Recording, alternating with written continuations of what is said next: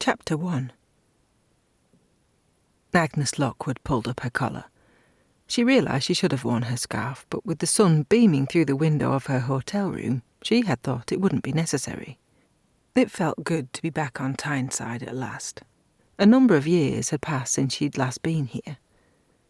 Coming back to visit the place of her birth was something she had wanted to do for a long time. Yet, somehow, there had never been time.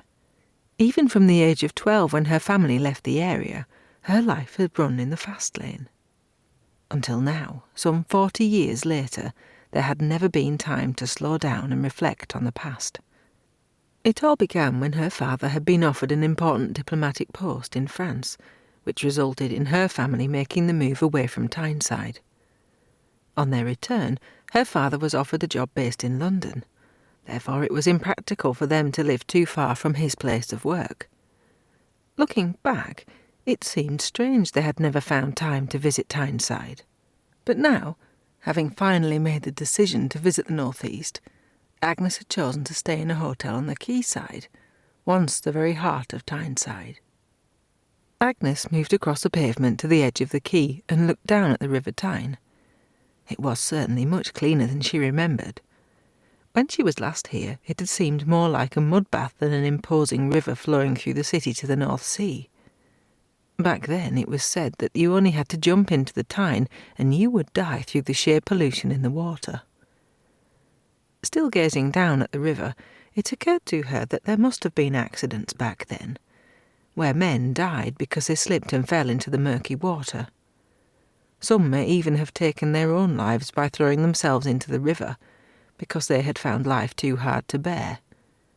But worse still, how many might have been brutally murdered, their bodies thrown into the water never to be seen again? She shuddered at the thought. Thankfully, those days were over. Glancing back along the quayside, she realised it wasn't just the river that was clean. The whole place had changed. The heavy industry of Tyneside had long disappeared, making way for cafes, restaurants, and other more genteel activities. Even though Agnes hadn't been in the city when the changes were taking place, she had read about what was happening. Yet she still hadn't been prepared for it to be quite so fashionable. She sighed as she turned away from the river and leaned back against the railings. The past was gone. There was no point in her dwelling on it. Like the people who still lived here, she needed to change with the times, to move on. But move on where? What did the future hold for a widow of a certain age?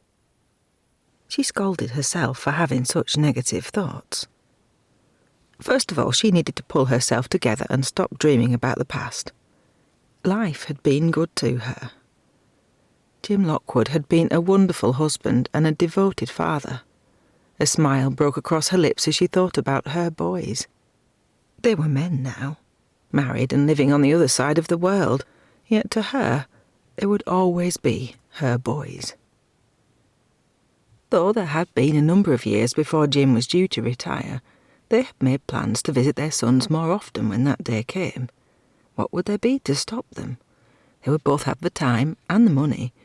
Jim had held down a good job with the Foreign Office and saved a great deal of money over the years to make sure that they had a comfortable retirement. But then, all too soon, an aggressive form of cancer had taken Jim from her, and her world had fallen apart.